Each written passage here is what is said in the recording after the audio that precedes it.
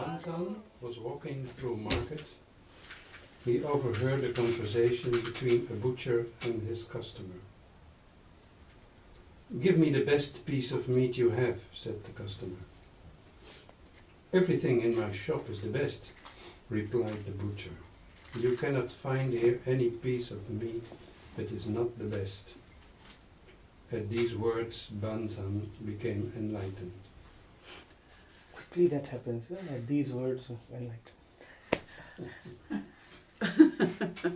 Where's the butcher shop? I'm going to go now. The world is the butcher's shop. The God is the butcher. The world is God's shop.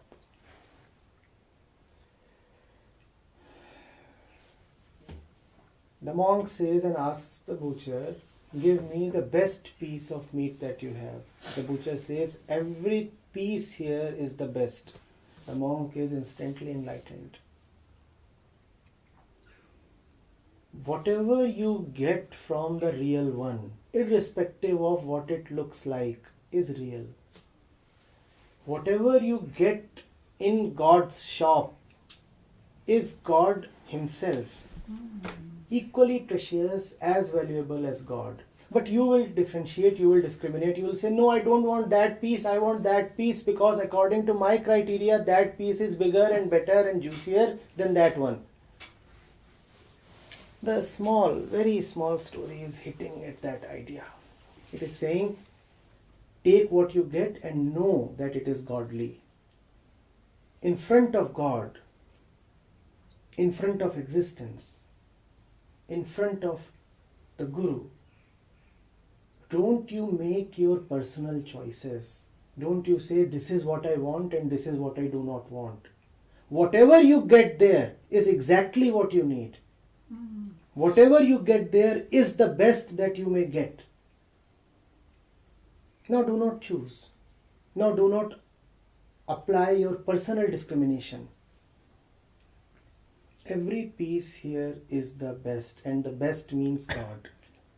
Everything that happens to you here, every person that you meet, every blade of grass, every brick, every single experience is a God experience. And if you cannot see God in the bricks and the blades, then you will not see God anywhere else. But for you to be able to see God in the bricks and the blades, you first ought to be surrendered to the God that you are. If you're not surrendered, then you will just do what the monk was trying to do. Choose. Choose in the hope that something is better than something, and hence ultimately something is the best. Which means that not everything is the best. Which means that there is a separation. Which means that there are distinctions. Which means that there is no oneness. That is what our usual approach is. We think something is better than the other. You go to a teacher, you get praises, you get a good time, you feel, good. You get rewards, you say even better. And if you get enlightenment, you say best. The story is there to tell you that even if you get scolded, it is the best. Every piece of meat here is the best, irrespective of what it looks or tastes like. Everything and anything that you get in God's shop is God Himself. Not only godly, but God Himself.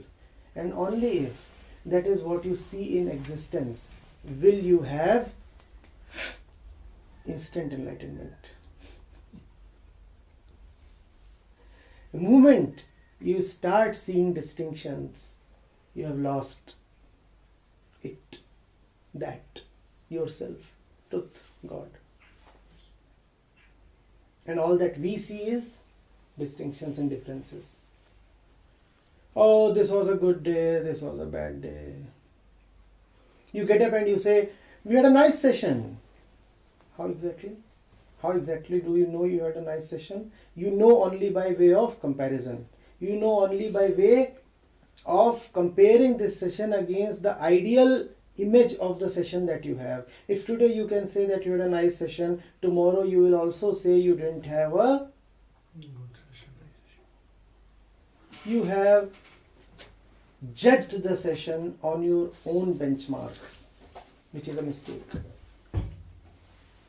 That is why it is such a mistake when you praise God. That is why it is such a mistake when you say that a teacher is good. That is why judging a teacher is the most severe insult you can inflict upon yourself. Not upon the teacher, upon yourself. Do you get this? Once you get it in God's shop, know that this is the only thing and hence the best thing that you could have had. Do not ask for anything extra. Do not imagine that something else could have happened. Do not wish that life could have treated you differently. Do not be regretful about your past. Do not imagine that you may have had a different past. Do not be expectant about the future. Live choicelessly. Whatever you get is that, and nothing else is there. I repeat, every piece of meat here is the best. Every breath here is that and only that which you could have had. Don't call anything as bad, which implies you also lose the rights to call anything as good. Whatever is, just is. It is just this way.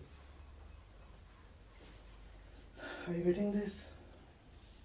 If you call the day as wonderful, you know the day will set.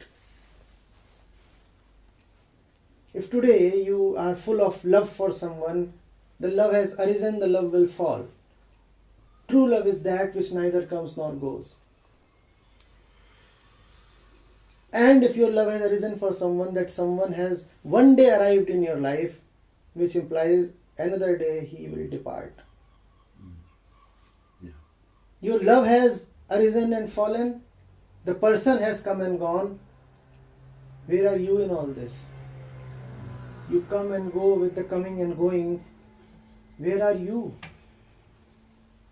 You are there only in that which neither comes nor goes, which is equanimous about all coming and going. This equanimity is at the core of spirituality. This uniform gratefulness that whatever I am getting is the best is the essence of all spirituality. The spiritual mind does not demand. It knows it already has more than what it can handle. If anything, it wants to expand its own receptivity. It does not say, let it rain more. It says, may I have a bigger bowl, please, so that I may collect more rain, I may get more rain. We are like fools who carry small cups, and when the cups can contain only this much of rain, we complain that it is not raining hard enough. Instead of wishing or complaining something about the rain, why don't you first increase the size of your cup, the size of your container, your own receptivity?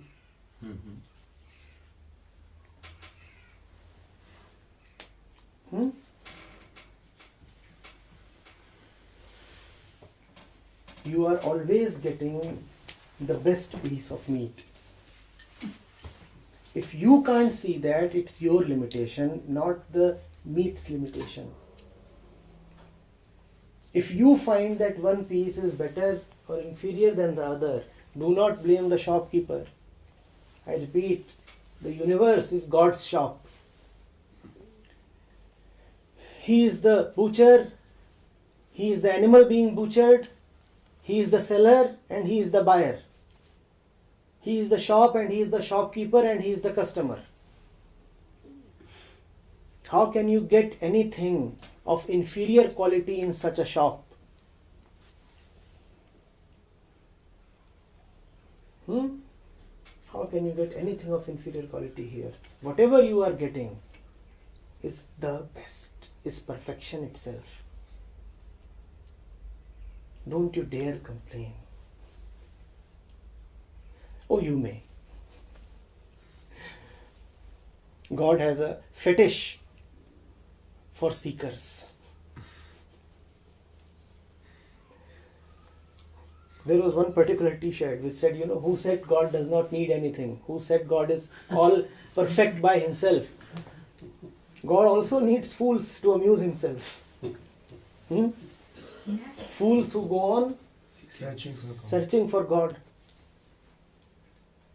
So it's alright even if you want to remain unenlightened. Even that is the best piece of meat. Yes, just that you will not know that this is best and hence you will suffer. Nobody else. You will suffer if you think that you are not getting the best. So it's for your own sake. Not for God's sake. Your own sake. Be grateful for what you are getting.